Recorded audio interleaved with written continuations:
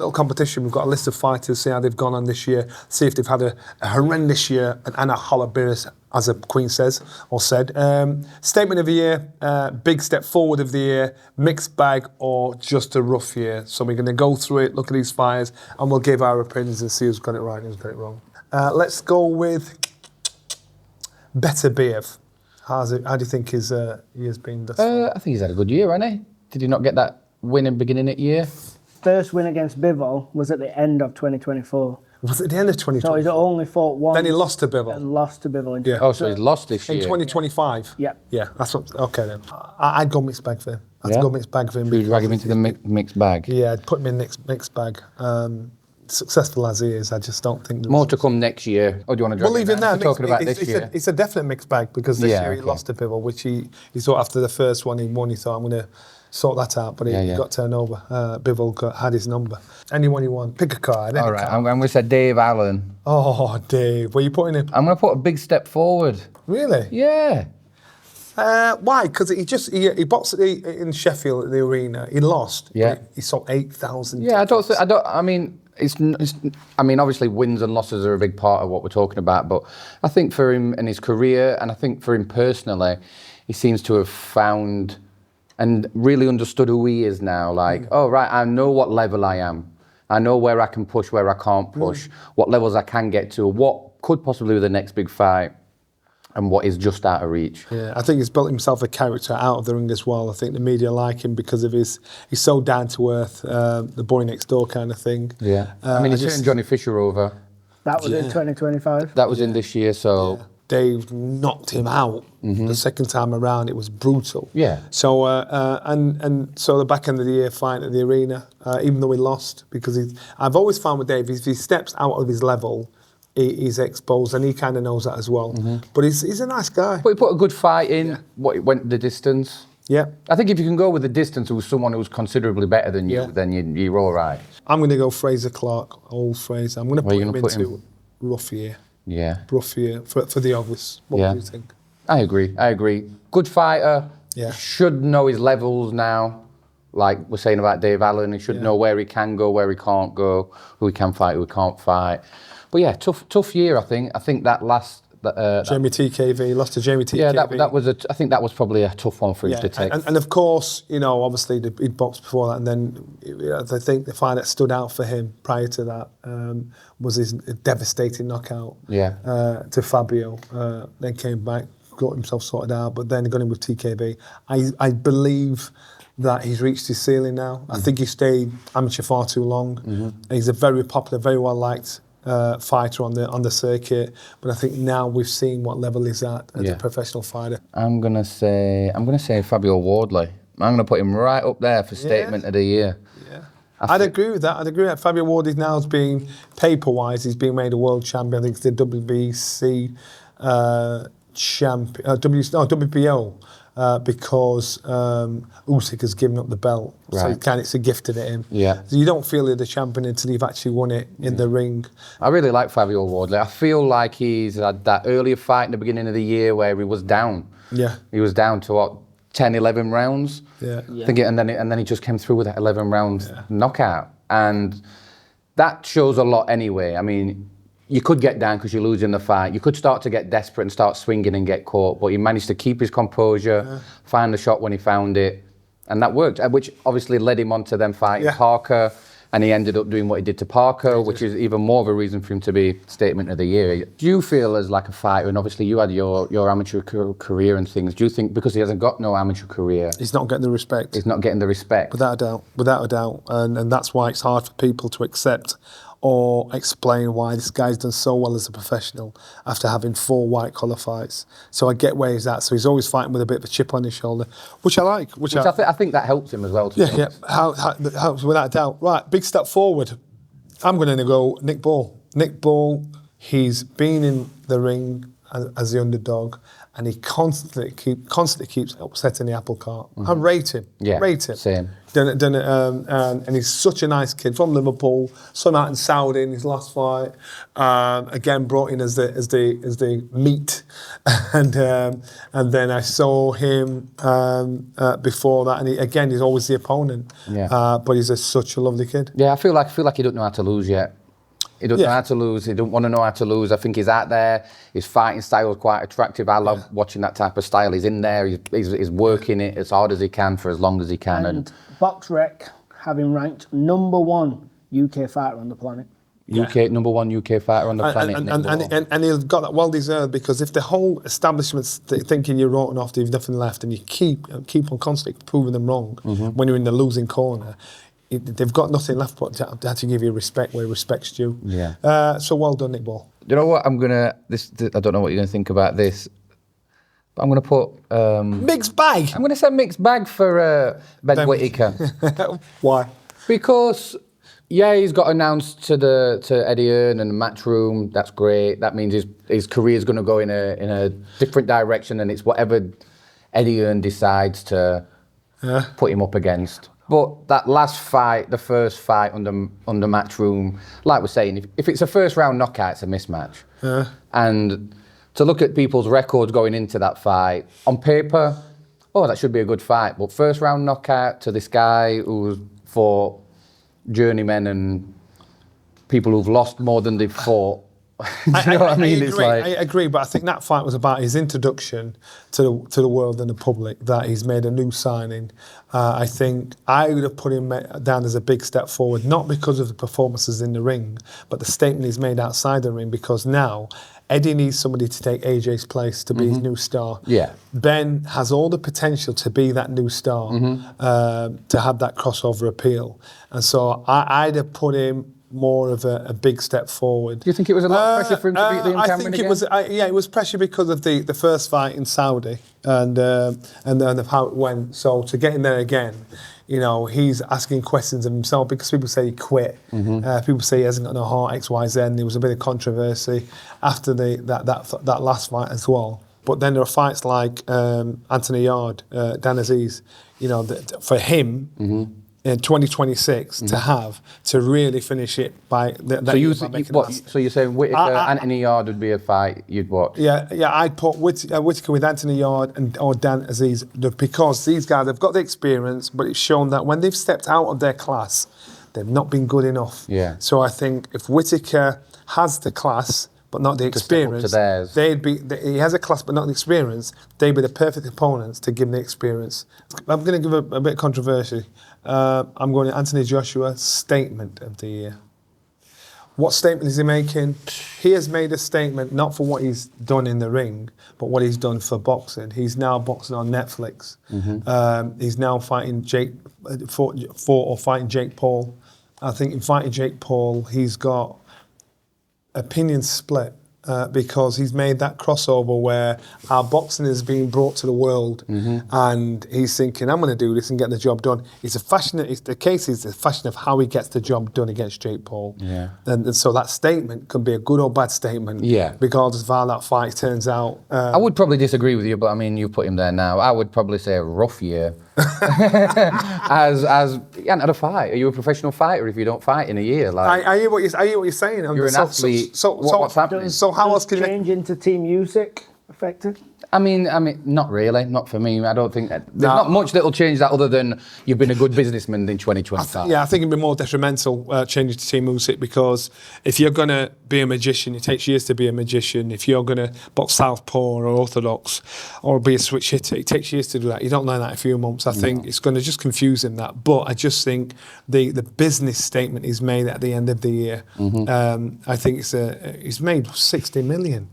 From fighting a kid that's had 12 fights, a domestic level fighter, that's a big statement. It's a big statement. And financially for him, that's the biggest payday he's going to get before he retires. Because I don't think he's going to fight Tyson Fury. No, I don't think there's anybody big enough to generate 60 mil for him. I'm going to say Crawford, and I'm going to put him right get up there next to Anthony Joshua. Now I feel a bit bad now.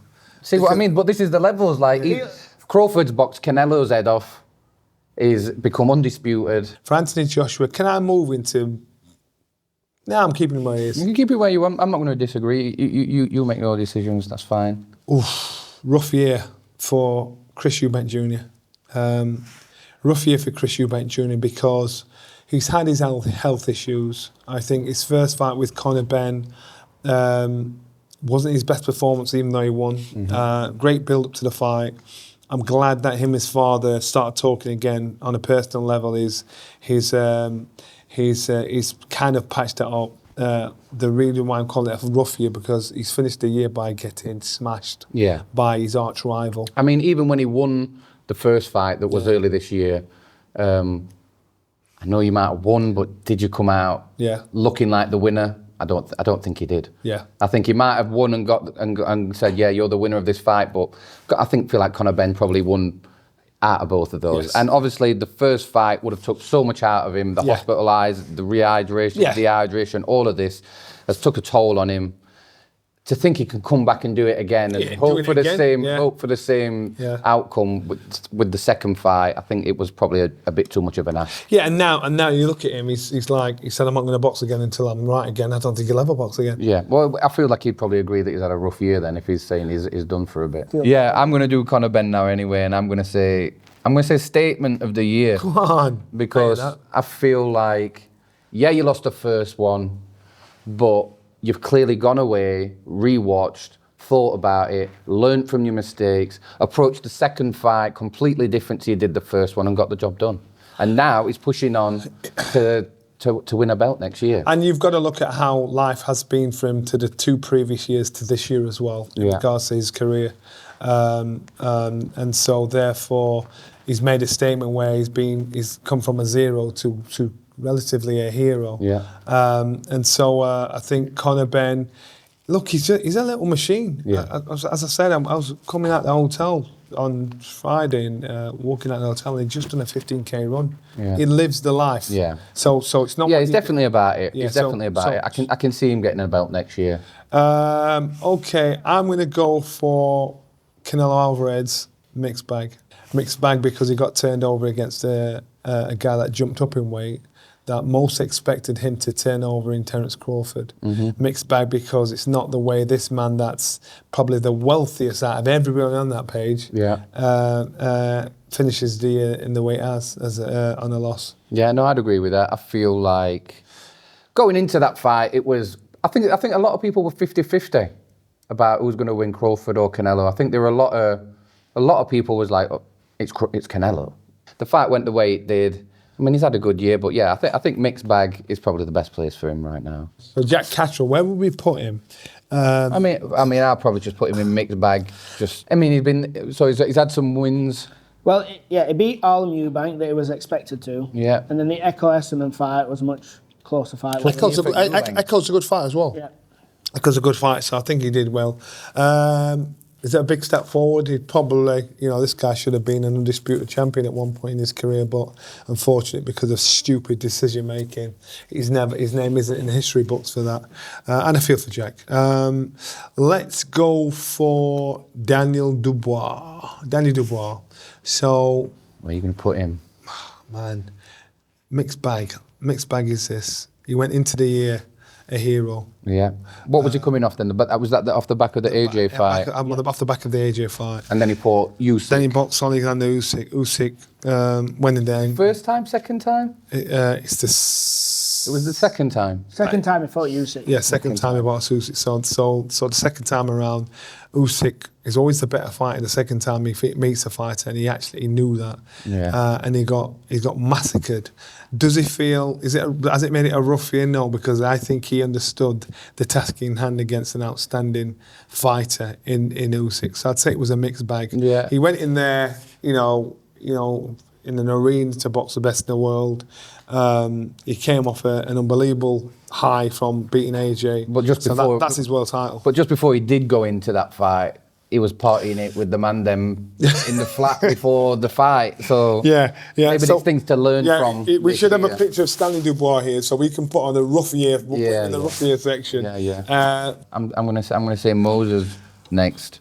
I'm going to put Moses on big step forward. Oh, yes. Go on, Moses. Moses has fought twice. Dillian last, and then he fought earlier against a bit of a journeyman. Winning both, obviously winning both. I think the win against Dillian was... I like Dillian. I think he's a good fighter. Or he definitely was previously to that fight. I think he went into that fight looking good. Yeah. Maybe a bit too light, but the way he got turned over, you can't deny that this guy's destined for something. Yeah, it was a fascinating win because how he beat Dillian, proven track record before that in comparison, but Moses didn't give the public time to see how bad Dillian had become, footwork and how he'd aged or how because he ended it so quickly. And precise. It was clinical how he did it. So he did a cracking job. Big step forward. I'm going for Johnny Fisher, and I'm putting him there because I think his last fight in Monaco a few weeks ago got put down in the first round. Came back, stopped him in the fourth or fifth round. He got put down? Yeah, he got put down, Johnny Fisher. Yeah. And he thought, oh dear.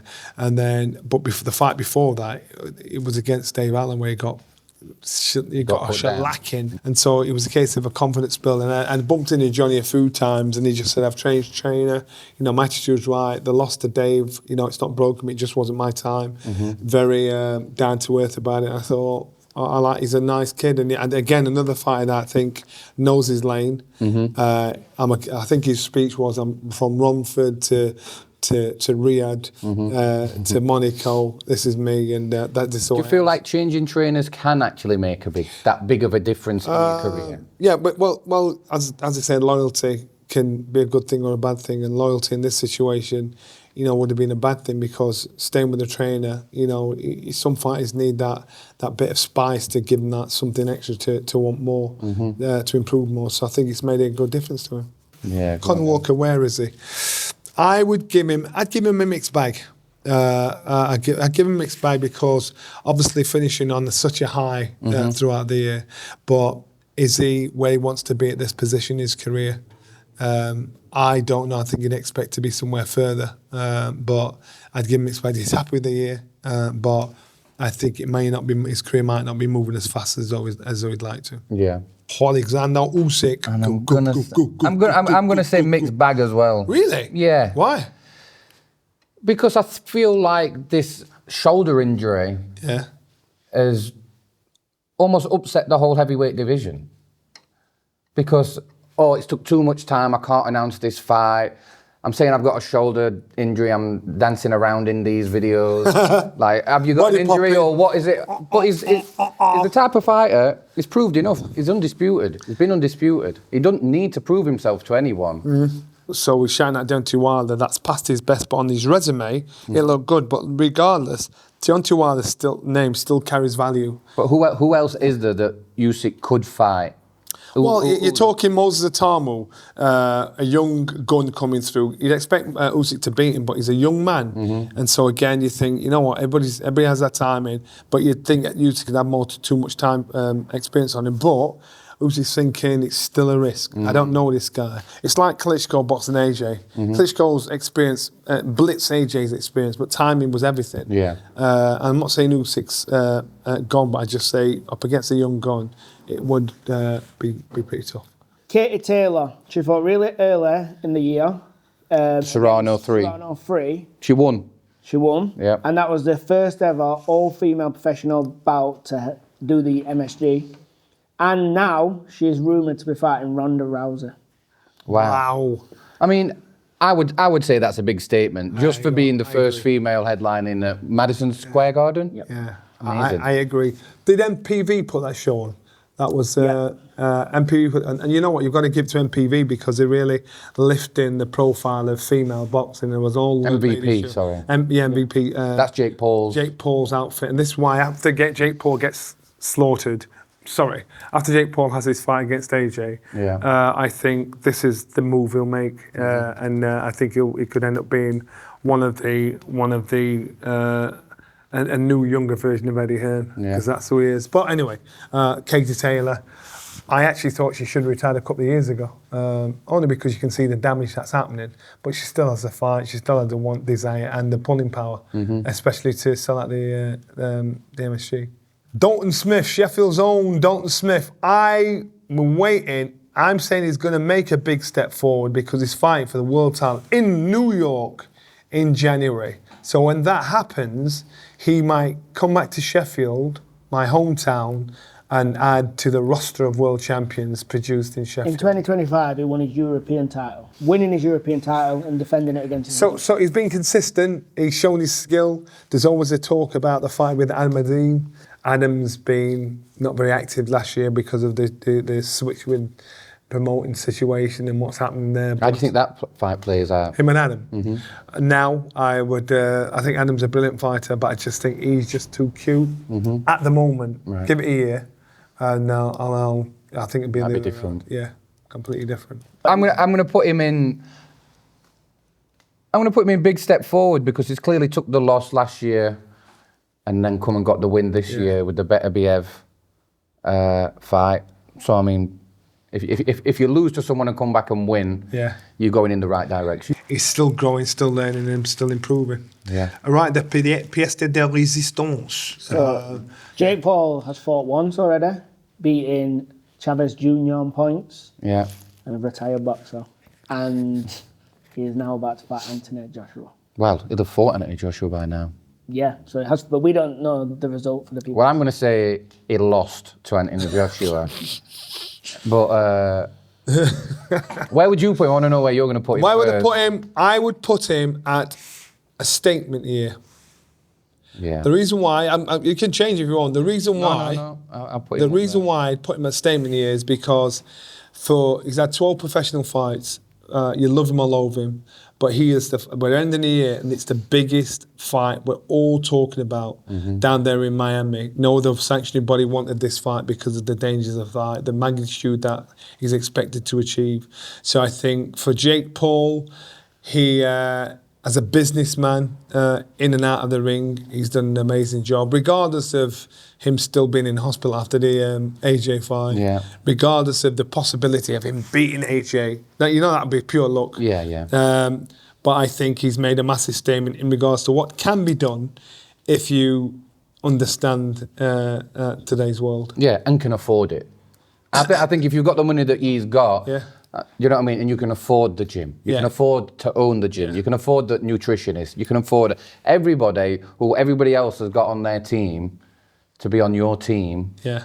And you've got that type of team around you and that background of people that are willing to help and learn. And the sparring partners, you better be good. Yeah, and exactly. So I think it's in a very astute businessman. They call him the problem child, but this problem child's, I think it's a big step forward regardless of what happens. I'd only move one, probably. Go on. And I'd probably just move AJ. I know, I was going to say that. And I'd probably move him to mixed bag. It's when you put Terence Crawford next to him, I thought, I think we should move AJ, but I mean, I'm saying mixed bag, but I don't know where you want to go with that. I would say the same. Let's put him down to mixed bag. Mixed bag, sorry AJ. Mixed bag because really, once we put Terence Crawford up there, but then we put Jake Paul up there as well. But AJ's had no fights this year, apart from one against Mickey Mouse. I mean, Jake Paul. Do you know what I mean? So it's like, this guy was the future of our country's boxing. He was the spearhead of that. We were all like, this guy's never going to lose. And then he loses to this, I'm not going to say fat Mexican, but Andy Ruiz. And then everything starts to crumble in front of him. Yeah, I get that. So it was a choice of mixed bag or big step forward. It's not a big step forward, fighting Jake Paul, apart from financially. I think the biggest step he's taking is into a new home, $1 million accountant or whatever. Do you know what I mean? Keep in mind, a lot of people have wanted to see Jake Paul get knocked out for a long time, and that may have happened when people are watching this. So you think the statement of the year is Anthony Joshua knocking out? Because I don't think it's a statement because he's expected to knock him out. Jake Paul doesn't deserve or has not proved that he belongs there. If he was out of shape and we didn't know who he was, and AJ got in there and knocked him out, AJ would absolutely get crucified because he's knocked out a pure novice. We were talking about a fighter, we're talking about Benn Whitaker's opponent. Yeah. Look at the people he boxed. And even though he's a winner, most of those people he beat had boxed nobody. Yeah. So to put AJ in that statement of the year in regards to anything else, I just wouldn't do it. If you had to pick, each year pick a favourite fighter from the list of 2025, who are you picking? It's between. Only one. Can I tell you what it's between? No. I can't even tell you it's between. No, because that's... You can have an honourable mention, go on. Honourable mention. Oh, okay. I'm going to say Fabio Wardley for me. Is your honourable mention? No. He's my, what we saying? What am I picking? One to watch? Favourite fighter of the year. Favourite fight? Yeah, I mean, favourite fighter of the year? Yeah, all right. Yeah, I'm going to say Fabio Wardley. I think the background that he's come from, I love that. I love that he ain't got no amateur. I love that he thought, I'll try it. Went in, knocked everyone out. Thought, I'll be professional. Went in there and he's knocking people out. He's taking his time. He's learning on the job. He's doing really well at it. He's now got a belt. This guy's got no amateur career. He's got a professional. But honourable mention to, and I'm going to have two, and I'm going to say Crawford, even though he's retired now, because he's retired and he's a legend. Conor Benn for learning his mistakes or what he did, rectifying it, pushing on, which has now pushed him into a zone that I don't think he probably would have been in if he'd have won the first Eubank fight. Okay, so I hear that. I'm going to go for controversial. I know you're not going to like it, so I don't think you're a fan of his, Benn Whitaker. It's not that I'm not a fan of his. I like Benn Whitaker. I like Liam Cameron. I like them both. There's definitely nothing between them. I like Benn Whitaker and I like the potential he's got. Yeah. My only problem with Benn Whitaker was the drunk style thing when it would only show its face when the fight's won. Yeah. So the reason why I picked Benn is because I think he's going to be tomorrow's star, and I like to see the journey. What's happened with in his career thing. Well, that'll be something we'll talk about that in the years to come. And so far, so good. Yeah.